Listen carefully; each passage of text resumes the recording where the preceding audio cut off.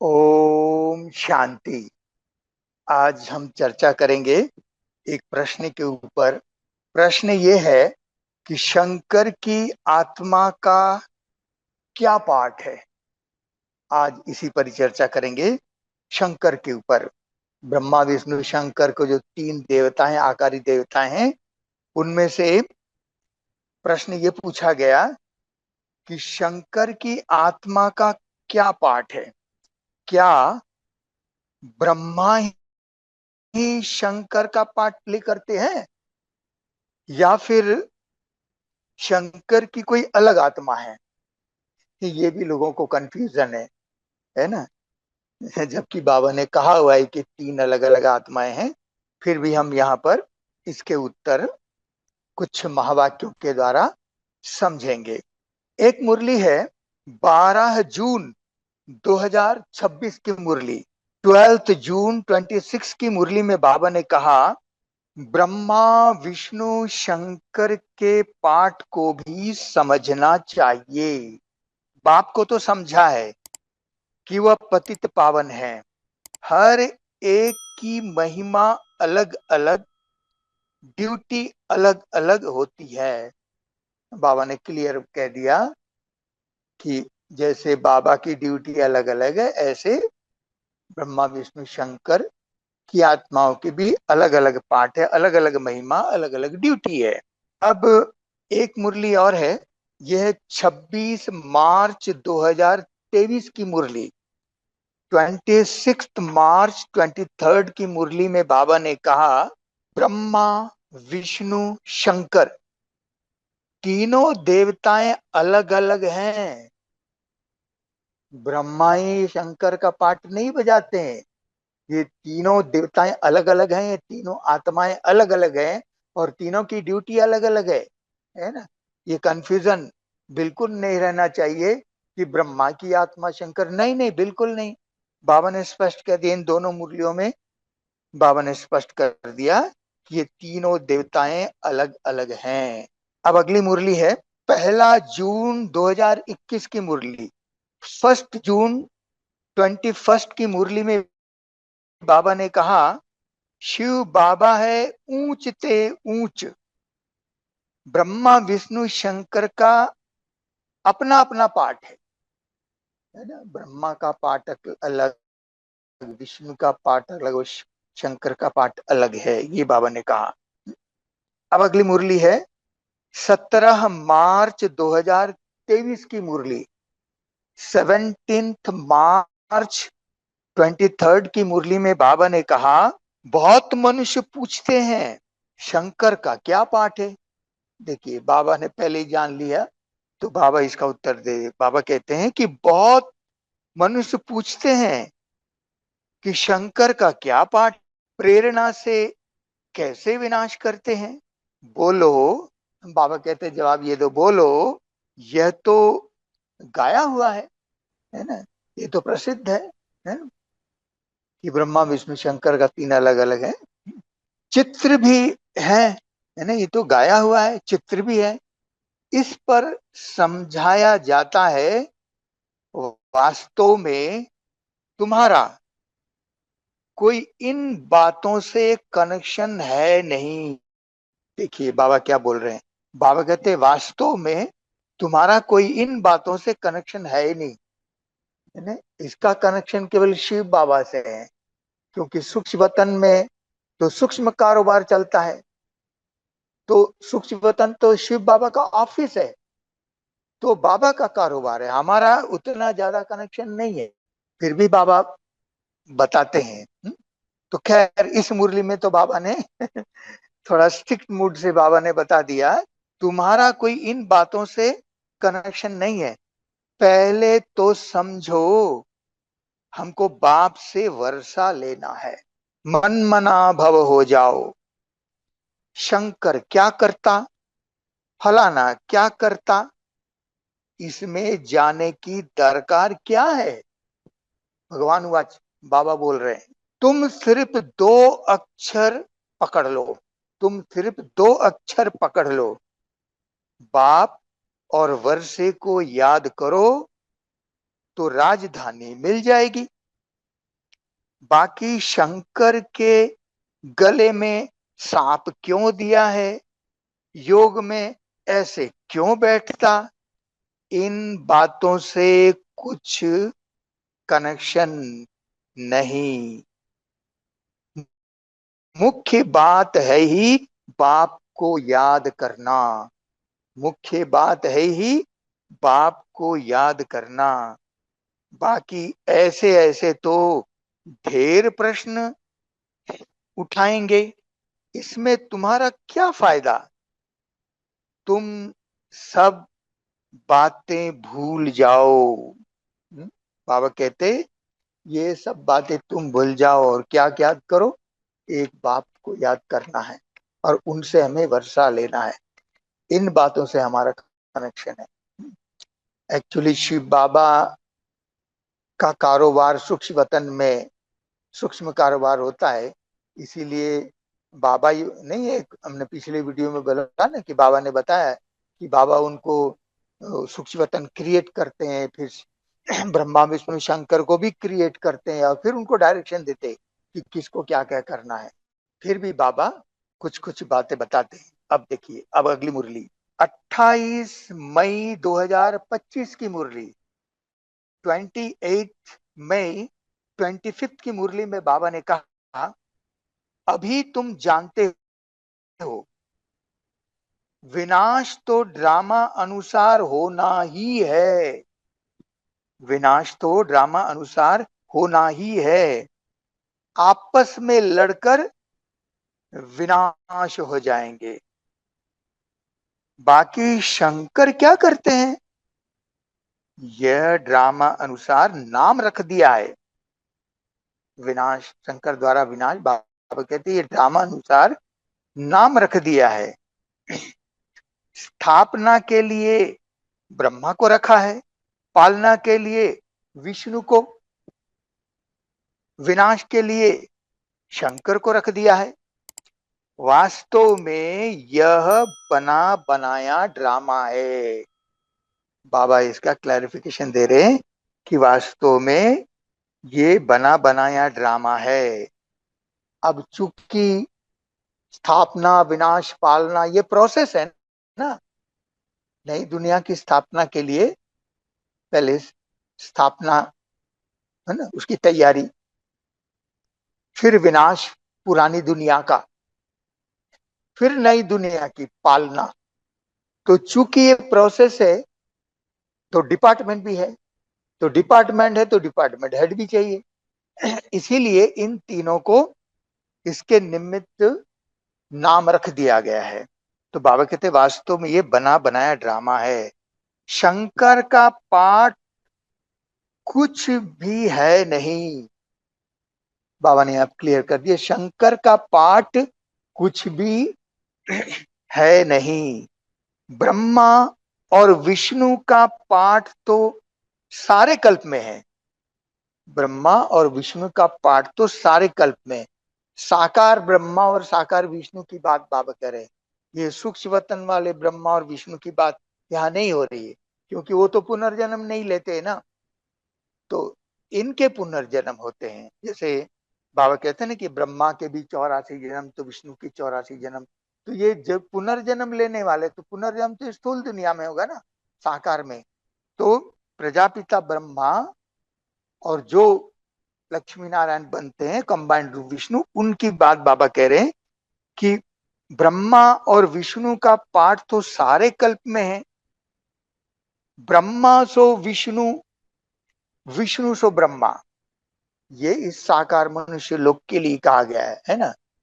वो अव्यक्त ब्रह्मा, वो सूक्ष्म वतनवासी ब्रह्मा कभी सूक्ष्म वतनवासी विष्णु नहीं बन सकते, और नहीं सूक्ष्म वतनवासी विष्णु सूक्ष्म वतनवासी ब्रह्मा बन सकते। उनके लिए नहीं कहा जा रहा है, ये पुनर्जन्म लेने वाली आत्माओं के लिए कहा जा रहा है। तो बाबा कहते हैं ब्रह्मा सो विष्णु, विष्णु सो ब्रह्मा। ब्रह्मा के भी 84 जन्म पूरे हुए तो विष्णु के भी पूरे हुए, क्योंकि वही तो विष्णु बनते हैं ना। शंकर तो जन्म मरण से न्यारा है, बाबा ने और क्लियर कर दिया, शंकर तो जन्म मरण से न्यारा है। इसीलिए शिव और शंकर को मिला दिया है। वास्तव में शिव का तो बहुत पाठ है, पढ़ाते हैं बाबा। हम बच्चों को ब्रह्मा के तन द्वारा हमको पढ़ाते हैं, है ना। अब अगली मुरली है 22 सितंबर 2021 की मुरली। 22 सितंबर 21 की मुरली में बाबा ने कहा, बाप तो कभी पुजारी नहीं बनते। बाप, शिव बाबा, बाप तो कभी पुजारी नहीं बनते। अच्छा, फिर सेकंड नंबर में कहेंगे शंकर भी एवर पूज्य है। पहले नंबर में एवर पूज्य शिव बाबा है ना, वो कभी पुजारी नहीं बनते। फिर बाबा कहते हैं सेकंड नंबर में, है ना, फिर बाबा कहते हैं अच्छा, फिर सेकंड नंबर में कहेंगे शंकर भी एवर पूज्य है, वो कभी पुजारी नहीं बनते। उनका पाठ ही यहां नहीं है। शंकर के बारे में बाबा बोल रहे हैं कि शंकर का पाठ, उनका पाठ, पाठ ही यहां नहीं है। तो बाबा कहते हैं वह भी पुजारी नहीं बनते, शंकर भी पुजारी नहीं बनते, उनका पाठ ही यहां नहीं है। इस स्टेज पर पाठ है ब्रह्मा और विष्णु का। ये बाबा ने इस मुरली में क्लियर कर दिया। अब अगली मुरली है 26 अक्टूबर 2021 की मुरली। 26 अक्टूबर 21 की मुरली में बाबा ने कहा, दिखाते हैं शंकर की आंख खोलने से विनाश हो जाता है। दिखाते हैं शंकर की आंख खोलने से विनाश हो जाता है। यह भी एक कलंक लगाया है। बाबा कहते ये भी एक, है ना, शंकर के ऊपर कलंक लगा दिया। यह भी एक कलंक लगाया है। विनाश तो होना ही है ना, वो तो होगा। अब अगली मुरली है 22 मई 2025।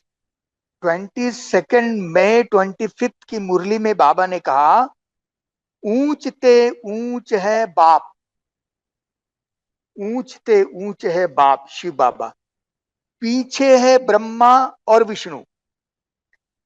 शंकर का इतना कोई पाठ है नहीं, मतलब थोड़ा सा पाठ है ना।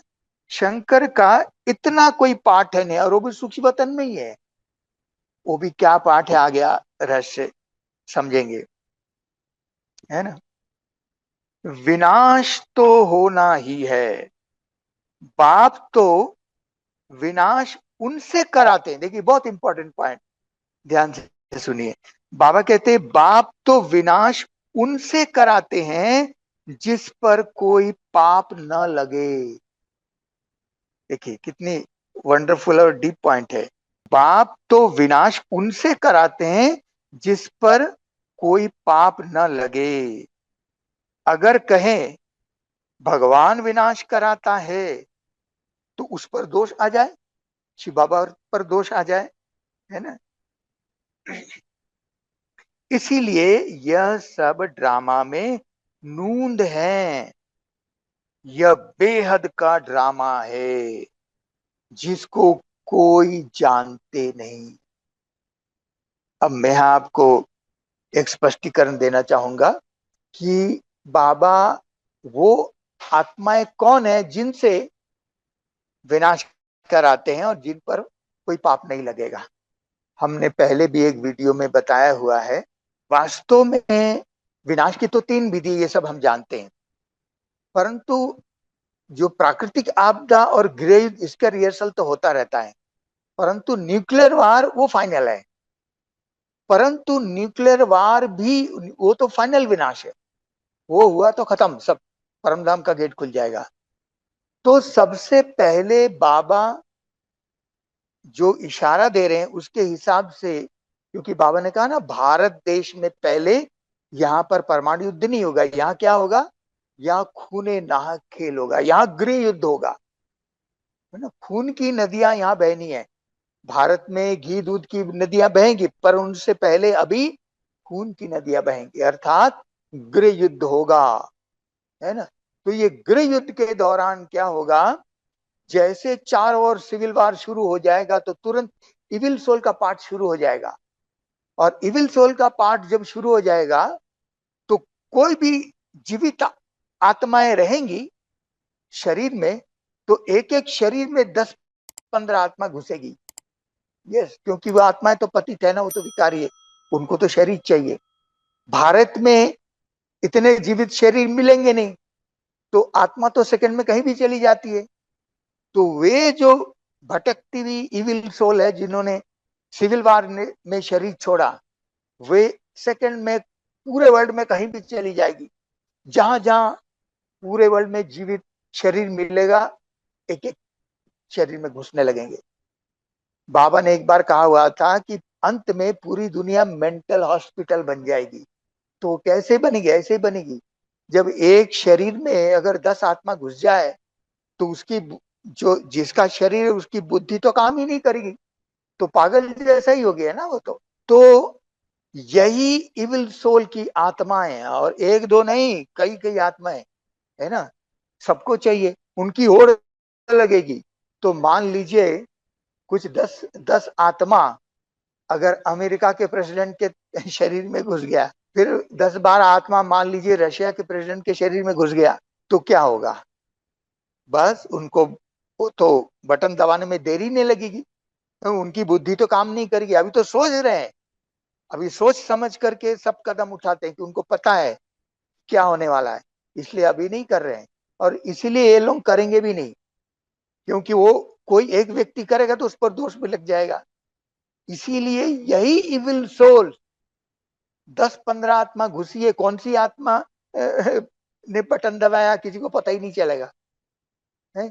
इसीलिए बाबा कहते विनाश उन आत्माओं से कराते जिन पर कोई दोष नहीं लगे।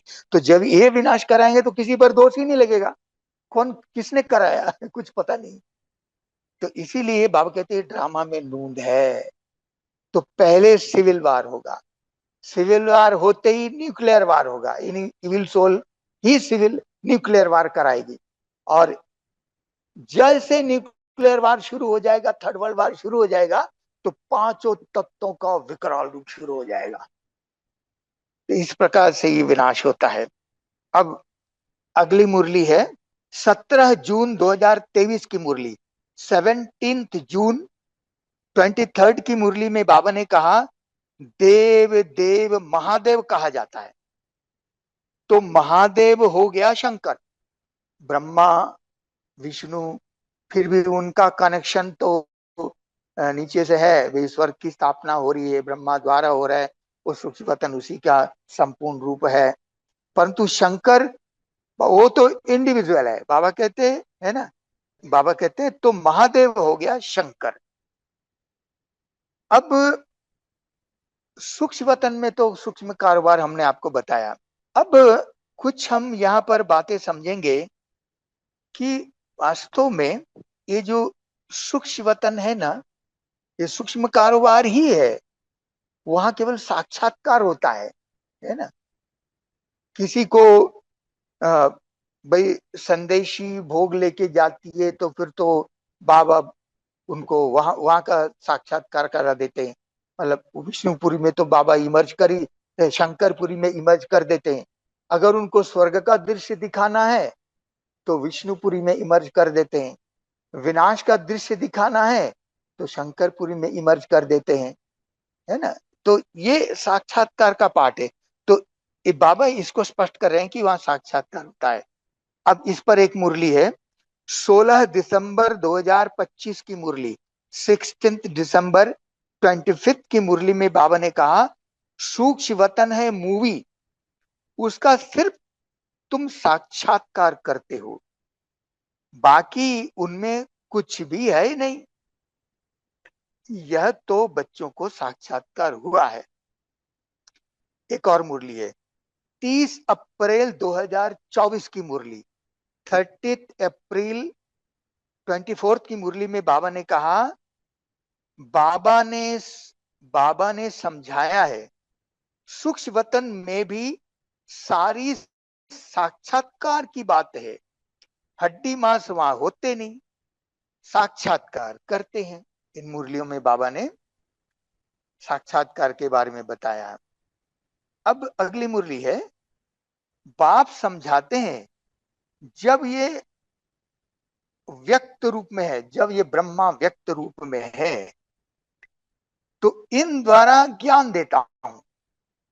बाबा कहते हैं जब ब्रह्मा व्यक्त रूप में तो इन द्वारा ज्ञान देता हूं। यही ज्ञान लेते लेते फरिश्ता बन जाते, वह संपूर्ण रूप वैसे मम्मा का भी है, तुम्हारा भी ऐसे ही संपूर्ण रूप बन जाता है। हाँ, ये इसमें दो मुरली है। पहली मुरली अभी मैंने आपको सुनाया। इसमें एक बात खास ये बतानी है कि ये दो मुरली, पहले ये दोनों मुरली पढ़ लेता हूं, फिर उसका रहस्य बताता हूं। तो ये पहली मुरली आपको सुनाई, इसको फिर से पढ़ता हूं। 17 अगस्त 2022 की मुरली। बाप समझाते हैं जब ये ब्रह्मा व्यक्त रूप में है तो इन द्वारा ज्ञान देता हूं, फिर यही ज्ञान लेते लेते फरिश्ता बन जाते हैं। वह संपूर्ण रूप, वो सूक्ष्म सूक्ष्म वतनवासी ब्रह्मा, बाबा कहते वह संपूर्ण रूप वैसे मम्मा का भी है। बाबा कहते वैसे मम्मा का भी संपूर्ण रूप सूक्ष्म वतन में है, ऐसा बाबा बोल रहे हैं। वैसे मम्मा का भी है, तुम्हारा भी ऐसे ही संपूर्ण रूप बन जाता है। ये एक रहस्यमयी बात है। फिर एक मुरली और पढ़ता हूं, ये दोनों मुरली इसमें एक गुह्य रहस्य है। अगली मुरली है 17 जून 2023 की मुरली। 17 जून 23 की मुरली में बाबा ने कहा तुम अभी व्यक्त ब्राह्मण हो, तुम अभी व्यक्त ब्राह्मण हो, फिर तुम अव्यक्त संपूर्ण ब्राह्मण बनते हो। देखिए, जैसे ब्रह्मा बाबा के लिए बोलते हैं कि ये पुरुषार्थी ब्रह्मा संपूर्ण बन के सूक्ष्म रूप में वहां चले जाएंगे, तो अभी से उनका संपूर्ण रूप पहले से ही है। तो यहां पर बाबा बोल रहे हैं तुम अभी व्यक्त ब्राह्मण हो, फिर तुम अव्यक्त संपूर्ण ब्राह्मण बनते हो, फिर तुम सूक्ष्म वतन वासी ब्राह्मण बन जाएंगे। देखिए, फिर तुम सूक्ष्म वतनवासी ब्राह्मण बन जाएंगे। संपूर्ण ब्रह्मा, संपूर्ण सरस्वती, है ना, दोनों सूक्ष्म वतन में वहां रहते हैं। रहस्यमयी बात यहाँ है।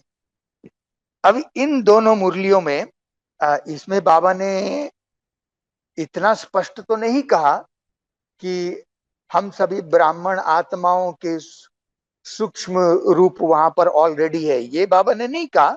बाबा ने क्या बनते हो, पर बाबा मम्मा के लिए कहा कि संपूर्ण ब्रह्मा संपूर्ण सरस्वती वहां है। तो कई ब्राह्मण आत्माएं, कई बीके भाई बहने इन दोनों मुरलियों के आधार पर यह अंदाजा लगाते हैं कि हम सभी बीके भाई बहनों का भी सूक्ष्म रूप संपूर्ण रूप है अभी। जैसे ब्रह्मा बाबा कहे वैसे हम ब्राह्मणों का, ऐसा कई लोग अंदाज लगाते हैं, है ना। ये स्पष्ट तो नहीं है, परंतु ऐसा कई लोग कहते हैं, कई बाबा के बच्चे ऐसा अनुमान लगाते हैं।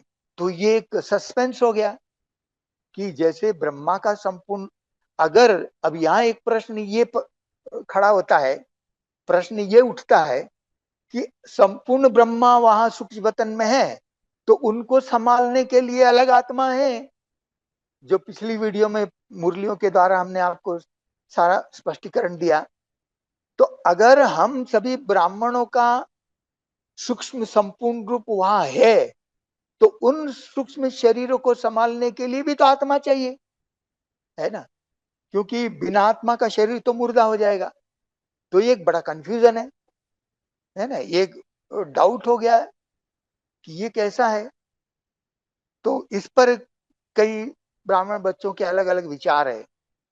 अब एक मुरली और है जिसके द्वारा और एक जटिल प्रश्न खड़ा हो जाता है। पहले मैं आपको मुरली सुना देता हूं। ये मुरली है 3 जनवरी 2024। 3 जनवरी 24 की मुरली में बाबा ने कहा, ब्राह्मण धर्म में तुम कितने जन्म लेते हो? बाबा ने बच्चों से पूछा, ब्राह्मण धर्म में तुम कितने जन्म लेते हो? फिर सभी ने मिलके कहा कि एक जन्म। वे संगम युग में एक जन्म, हीरे तुल जन्म बाबा कहते हैं। फिर बाबा उत्तर दे रहे, बाबा कहते कोई 2-3 जन्म भी लेते हैं, एक जन्म नहीं, कोई, सब नहीं, सबके लिए बाबा ने नहीं कहा, कोई 2-3 जन्म भी लेते हैं। समझो, कोई शरीर छोड़ते हैं, संस्कार ब्राह्मणपन के ले जाते हैं, तो संस्कार ब्राह्मणपन के होने के कारण फिर भी सच्चे सच्चे ब्राह्मण कुल में आ जाएंगे। अर्थात कोई एक बीके भाई या बहन शरीर छोड़ा, है ना, तो अगले जन्म में वो एडवांस पार्टी के बजाय वो बीके के घर में मतलब किसी के घर में जन्म लेंगे, फिर वो बीके बनेंगे और वो अपने माता पिता को भी ज्ञान में ले आएंगे। ऐसा भी होते हैं, कई माता पिता ज्ञान में नहीं आएंगे तो वो खुद चलते हैं, ऐसा भी होता है, अलग अलग हिसाब किताब। तो बाबा कहते हैं, है ना, फिर भी सच्चे सच्चे ब्राह्मण कुल में आ जाएंगे, अर्थात फिर से बीके बन जाएंगे, फिर से बाबा के बच्चे ब्रह्मा कुमार कुमारी बन जाएंगे। ब्राह्मण कुल की आत्माएं तो वृद्धि को पाती रहेंगी, ब्राह्मण कुल के संस्कार तो ले जाते हैं ना, कुछ हिसाब किताब है तो 2-3 जन्म भी ले सकते हैं। ये बाबा ने यहां स्पष्ट कर दिया कि कुछ हिसाब किताब है, किसी किसी का, सबका नहीं, है ना। तो जिन जिन का भी हिसाब, कोई शरीर छोड़ के फिर से अगला जन्म लिया तो बीके बना, फिर हिसाब किताब और रहा हुआ है तो वो छोड़ करके फिर तीसरा जन्म भी लेकर के फिर से बीके बनेंगे। अर्थात ब्राह्मण कुल में 3 जन्म बीके के हो सकते हैं, 3 जन्म तक बीके बन सकते हैं, 3 जन्म तक ब्राह्मण बाबा के बच्चे बन सकते हैं। ये बाबा ने स्पष्ट कर दिया।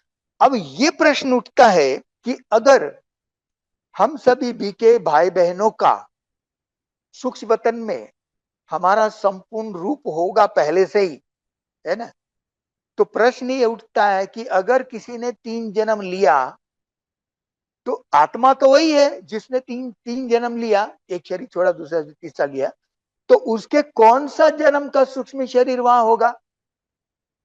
या जो पहले बीके बना वो उसी शरीर का सूक्ष्म होगा, या दूसरा लिया वही आत्मा है तो उस शरीर का सूक्ष्म होगा, या तीसरा जन्म लेके बीके बना उसका सूक्ष्म शरीर होगा? क्योंकि आत्मा तो तीनों में अलग अलग जन्म में वही आत्मा जन्म ली है। तो ये प्रश्न उठता है, तो ये बड़ा कंफ्यूजन पैदा हो गया।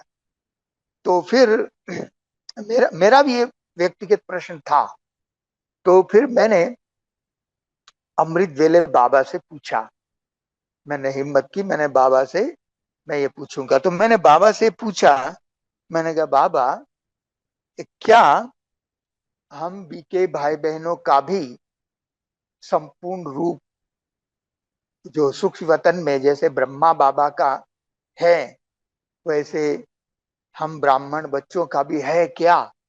पहले मैंने कंफर्म करने के लिए मैंने अमृत वेले बाबा से पूछा, तो बाबा ने कहा है।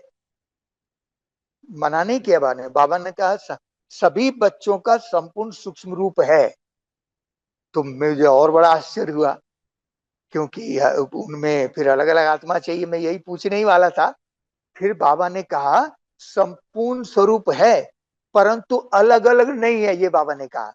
सभी ब्राह्मण बच्चों का, बाबा ने कहा मम्मा सहित, ब्रह्मा का रोल स्पेशल है इसलिए वो ब्रह्मा की आत्मा है ना, दोनों में, पुरुषार्थी में भी और उसमें। जब साकार ब्रह्मा बाबा संपूर्ण बन जाते हैं तो दोनों ही लाइट की बॉडी पहले से वो है और दूसरी भी लाइट की बॉडी, तो लाइट क्योंकि इन्हीं का ही संपूर्ण रूप पहले से ही था तो वो लाइट की बॉडी में मर्ज हो जाता है ना, और उसी में दोनों आत्मा रहती। फिर जब दोनों अलग होना है हो जाते हैं, क्योंकि शिव बाबा जब रोज अमृत वेले मधुबन का, सारे सेंटरों का, ब्राह्मण बच्चों के पास चक्कर लगाते हैं, तो जो संपूर्ण बना ब्रह्मा, बाबा उनको लेकर के मधुबन में और सब जगह स्थूल वतन में चक्कर लगाते, और वो जो सूक्ष्म वतनवासी ब्रह्मा पहले से वो वहीं रहेगा, वो कहीं नहीं जा सकता, वो डिपार्टमेंट छोड़ के कहीं नहीं जा सकता, है ना। तो ये पाठ चलता है, और वो भी हमने एक वीडियो में और बताया था कि भाई फाइनल विनाश हो जाएगा, तो जो संपूर्ण ब्रह्मा है उनका रोल भी खत्म हो जाएगा, परम धाम का गेट खुलेगा, तो शिव बाबा के साथ ब्रह्मा बाबा चले जाएंगे, क्योंकि ब्रह्मा बाबा ही तो गेट खोलेंगे ना, शिव बाबा के लिए गेट खोलने की आवश्यकता नहीं होता, आता जाता रहता है रोज, तो ब्रह्मा बाबा परम धाम का गेट खोलेंगे, है ना। तो ये संपूर्ण ब्रह्मा तो परम नाम चले जाएंगे, क्योंकि उन्हीं को श्री कृष्ण के रूप में जन्म लेना है, परंतु ये वो जो संपूर्णवासी सूक्ष्म वतनवासी ब्रह्मा वो वहीं रहेगा, क्यों? क्योंकि उन्हीं को ही धर्मराज का पाठ बजाना है, ये मैंने पहले भी कहा था, खैर अभी भी बताया। अभी उसी पॉइंट पे आता हूं।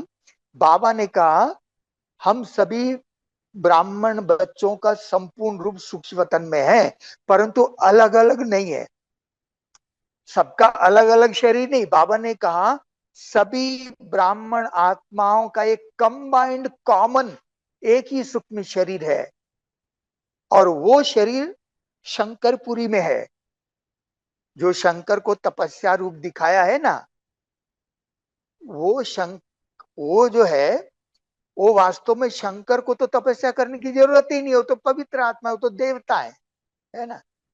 तपस्या तो हम बाबा के बच्चे करते हैं। तो बाबा कहते हैं हम सभी ब्राह्मण आत्माओं का, भाई हो या बहन हो, सभी आत्माओं का एक ही सूक्ष्म शरीर दिखाया है शंकर के रूप में तपस्या करते हुए, और उसी सूक्ष्म शरीर को शंकर की आत्मा ने होल्ड किया हुआ, रखा हुआ, उसको संभाला है। तो शंकर का इतना ही पाठ है कि शंकर की जो आत्मा ये तपस्वी रूप, जो हम ब्राह्मणों का ही तपस्वी स्वरूप है ना। तो वही हमारा, जितने भी बीके भाई बहन है, सभी का सूक्ष्म स्वरूप वही है, अलग अलग नहीं है, ये बाबा ने अमृत बिल स्पष्ट किया। फिर बाबा ने ये कहा कि ये जो शंकर को तो तपस्या करने की जरूरत हो तो तुम करते हो, तो तुम आत्माएं, तो वो शंकर का जो सूक्ष्म शरीर है, इसलिए उसमें दिखाया गया, उसमें बाल खुले हुए दिखाए, है ना, है ना। तो उसमें चाहे मेल हो फीमेल हो, सबका वही एक ही शरीर है ना, सूक्ष्म स्वरूप, संपूर्ण स्वरूप वही है ना। तो इसीलिए ये बाबा ने रहस्य बताया कि हम सभी आत्माओं का संपूर्ण सूक्ष्म रूप है, परंतु अलग अलग शरीर नहीं है, क्योंकि इतने शरीर को सूक्ष्म रूप शरीर संभालने के लिए बाबा इतनी आत्माएं कहां से लाएंगे। तो बाबा ने कहा नहीं, सबका अलग अलग नहीं है। तो संपूर्ण सरस्वती भी वही है ना। संपूर्ण ब्रह्मा वो अलग है, क्योंकि मम्मा ने तो जन्म लिया हुआ है, तो सूक्ष्म वतनवासी कैसे बनेंगे। तो वही तपस्वी स्वरूप और सभी का सूक्ष्म स्वरूप संपूर्ण रूप है, ये बाबा ने स्पष्ट किया। और शंकर का इतना ही पाठ है। वो शंकर स्थूल वतन में आकर के विनाश नहीं कराता, नहीं तो बाबा ने कहा ना उस पर दोष लग जाए, है? और नहीं वो प्रेरणा से कराता है ना। बल्कि देखिए, शंकर शब्द का अर्थ होता है, शंकर शब्द का एक अर्थ ये होता है कि शंका कुशंकाओं का विनाश करना, शंका कुशंकाओं का विनाश कर देना, उसको भस्म कर देना। देखिए, विनाश 4 स्टेप्स में होते हैं। जब कोई भी बाबा का बच्चा पहले कोर्स करता है, ज्ञान में चलना शुरू कर देता है, पहले कोर्स तो करेगा ना, तो जब कोर्स करेगा तब उसके जितने भी अंदर भक्ति मार्ग के आधार पर जितने भी डाउट्स हैं, वो सारे डाउट्स क्लियर हो जाते हैं। तो शंका कुशंकाओं का विनाश, ये सबसे पहला विनाश, पहला स्टेप। फिर उसके बाद जब वो बीके बन जाता है, रोज क्लास करने आता है, तो सारे मित्र संबंधी जो ज्ञान में नहीं चलते हैं, जिन्होंने हमारी संस्था के बारे में उल्टी सुल्टी बातें सुनी हुई है, वो उनके टांग खींचने लगते हैं, उनके पेपर बन जाते हैं, तुम कहाँ जा रहे हो, संस्था बेकार है, ये वो है सब। उल्टी सुल्टी बातें सुना करके उसकी बुद्धि खराब करने के लिए लग पड़ते हैं, है ना।